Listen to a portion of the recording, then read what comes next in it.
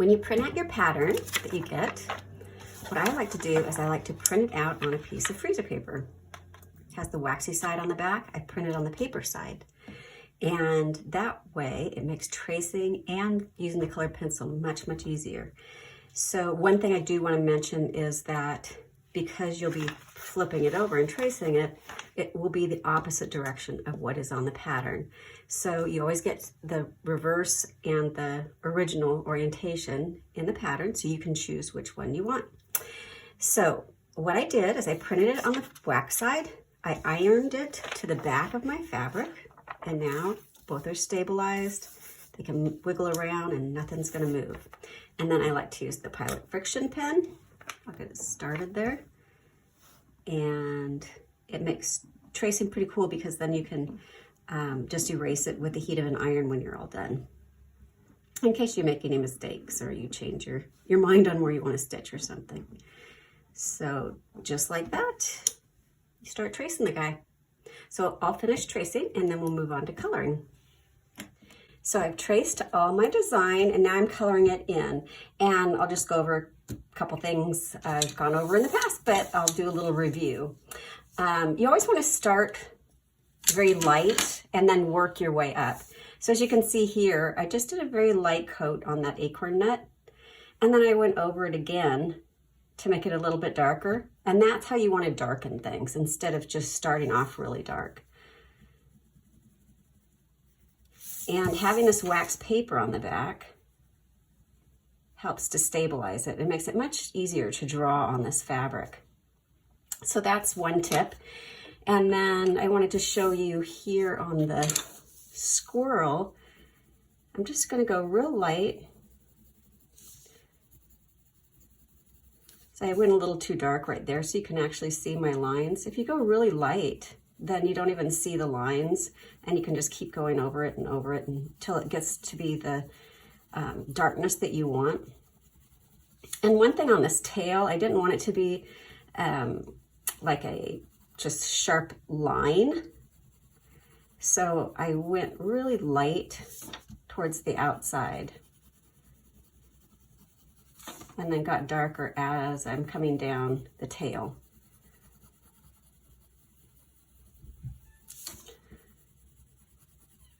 And that's my kitty outside the window saying, "Let me in." I don't know if you can hear her or not. It's Sadie. It's kind of a nice, thoughtless process, so you can kind of just space out, which is nice. Am I using the wrong brown? Oh, okay, so this is actually the color that was in the nuts, but I kind of like having it a different color there, so there you go. But now I will switch to this, let's see, this one's the sienna brown. Because tails on squirrels a lot of times are different colors, right? So I'm gonna go over it with some of this brown and we will see. Now all these colors of the pencils can be found on the pattern. And this is a one stitch at a time design. It's called HOORAY for fall. I believe it's number 53. Actually, this might be a cool thing, having a two-tone tail. We'll see. You really see the colors after you apply the fixative. It really makes the colors pop. So we'll see what it looks like then. And just go very lightly out, make it look a little poofy. The other thing I did a little different on this one than the previous one is I decided to have white stripes on there. So I find it helpful to have my pencil going towards the line that I'm drawing towards, like that. And I can get a nice crisp line that way. And again, I'm going to go very light and then work my way darker. I'm going to have the stripes be a little bit darker at the bottom, kind of like a shadow.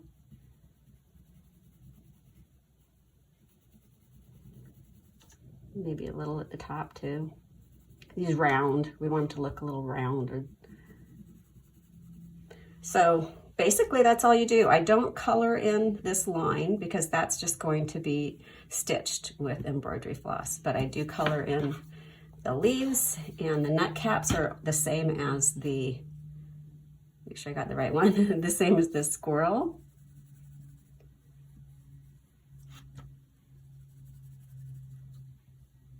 Okay, I'll finish this up and then I'll show you how to apply the fixative.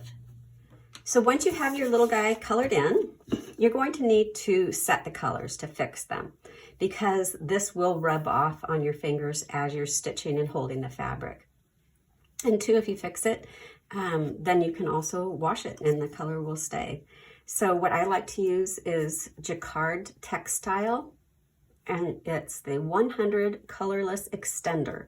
And I found this on Amazon. You can find it at most art supply stores. So I personally like to dilute it just a little bit because it's very, very thick. I use a cheap brush. You want something that's kind of stiff. It doesn't come to a strong point. You want something that's a little bit flatter on the end. So what I like to do is dip a little bit in the fixative, and I might just pick up a tiny bit of water on there. The other thing I wanted to mention is that while you're doing this, you only want to do one color at a time, because some of that color will rub off and get onto your brush, and you don't want to mix the colors. So you're just going to put a really light layer. So I like to have a little thing of water nearby, and that's for a couple reasons. So I can dilute it, and then also so I can rinse the brush out after I finish doing one color, because like I said, you don't want to have red on your brush and then go paint on yellow and have some of that red come off on that yellow. Okay, so that's a green. I'm gonna rinse my brush. And since there's quite a bit of water on there, I probably don't need to add any more water. I'm gonna do this guy's little tail. So I'm gonna start here.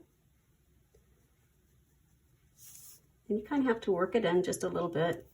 Maybe I do need a little bit of water to help spread that around. And I still have this on the freezer paper, and I think it just kind of helps to keep it from wiggling around. And this doesn't have to be pretty because it dries clear. You don't need to go beyond this, beyond the colors onto the background of the fabric. You just want to keep it in the coloring part. And if you put it on really thick, it will be a little bit thicker to stitch through. So the thinner you can do it, the better, but you do definitely want to coat so that it will make it permanent. And sometimes, I don't know if you can tell through the camera lens, but sometimes you can kind of tell if you tilt it a little bit, if you see some dry spots where maybe it didn't get soaked in enough, and then you can add some more there. So it goes pretty quick. It's not too time consuming. Okay, now we're gonna do the tail. I wanna see how these colors turn out since I mixed a couple colors in there. Because as you can see, when you're adding this, it really intensifies the colors a little bit. Let's see, I'm getting up here where there's more colors going on.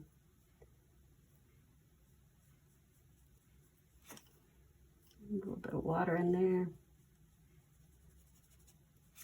And I have, once this is dried and stitched, I have washed it just by hand with soap and water and really, scrubbed it, and the color has stayed put. So that's good to know.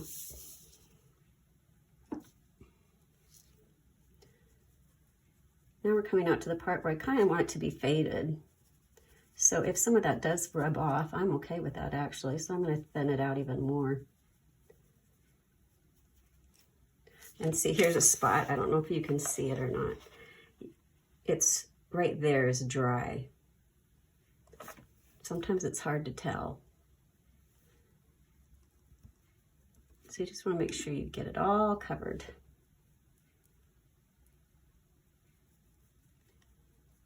Okay, See, it really does make the color pop, which is nice.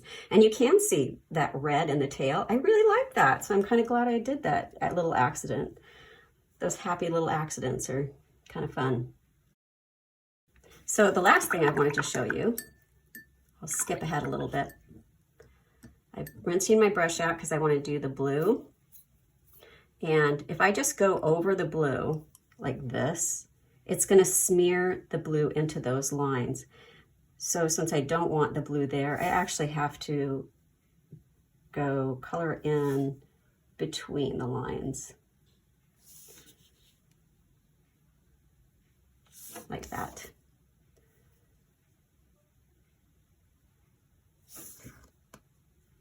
Nothing too difficult though.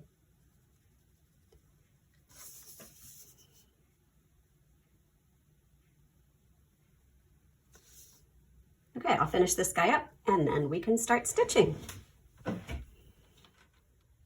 This is the first one that I stitched up, and I did this one with just stem stitches and then some running stitches.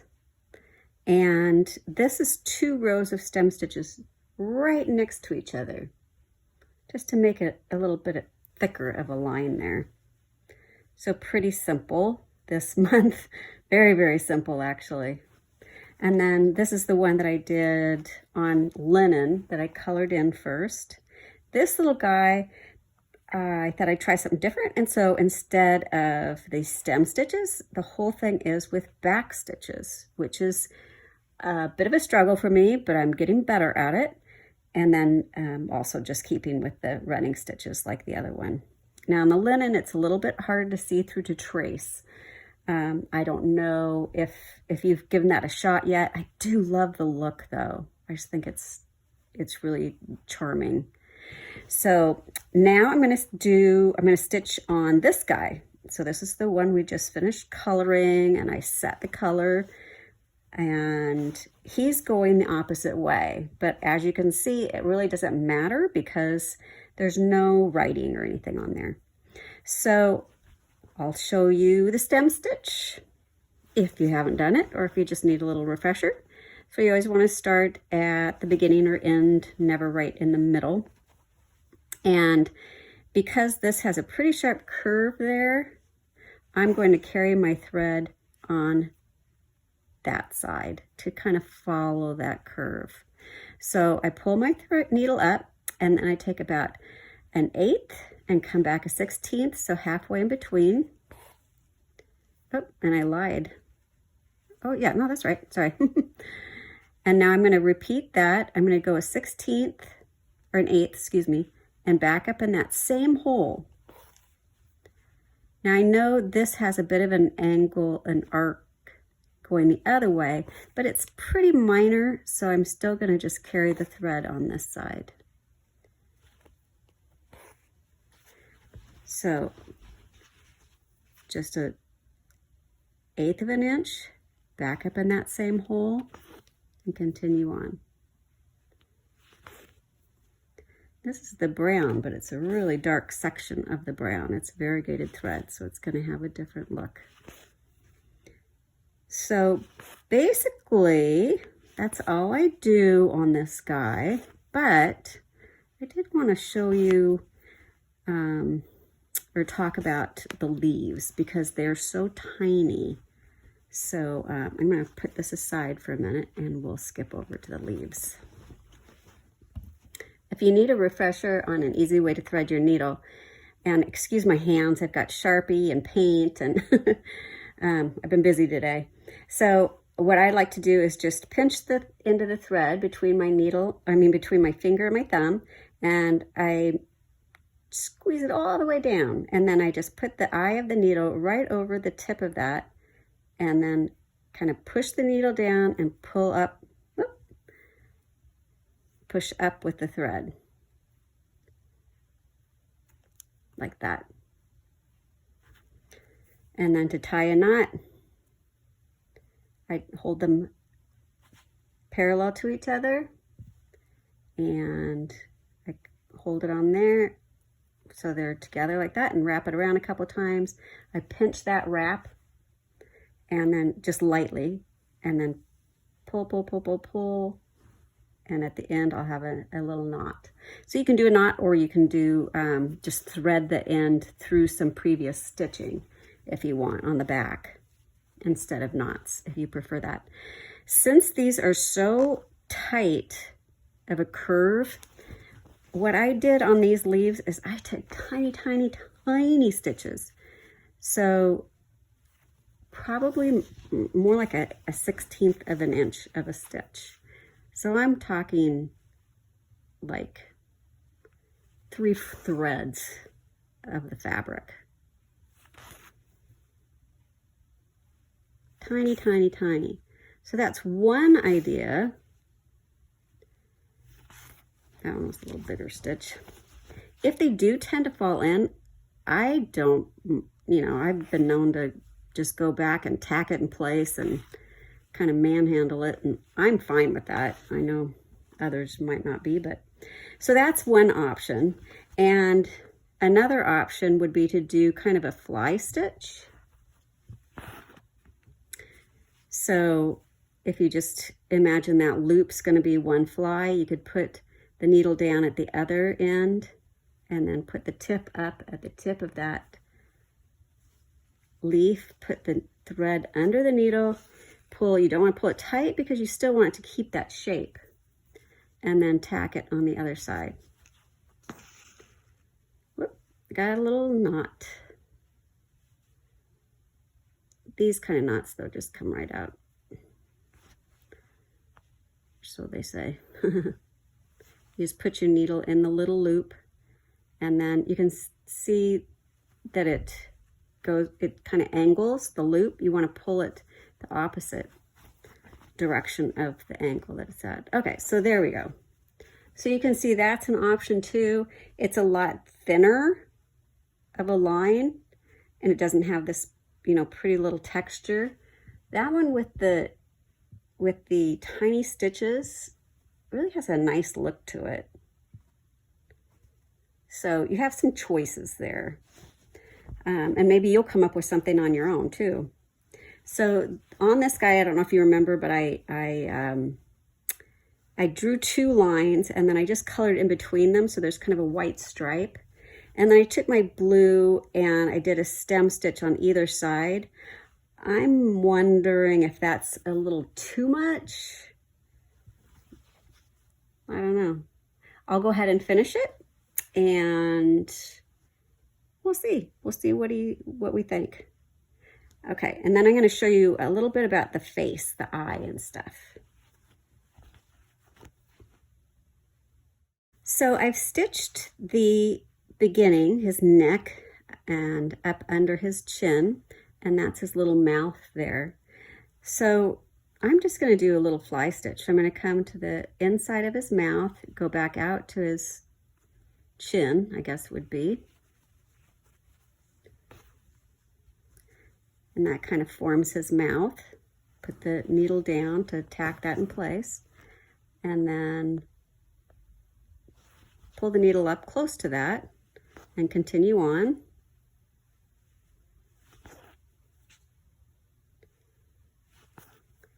And then I'm going to do the same thing with his little nose.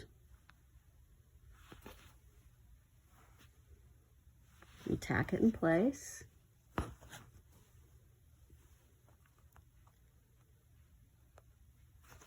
And then continue up his head.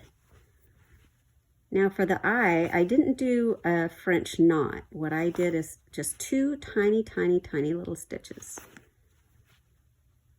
So I usually don't jump from here to there, but I'm going to just.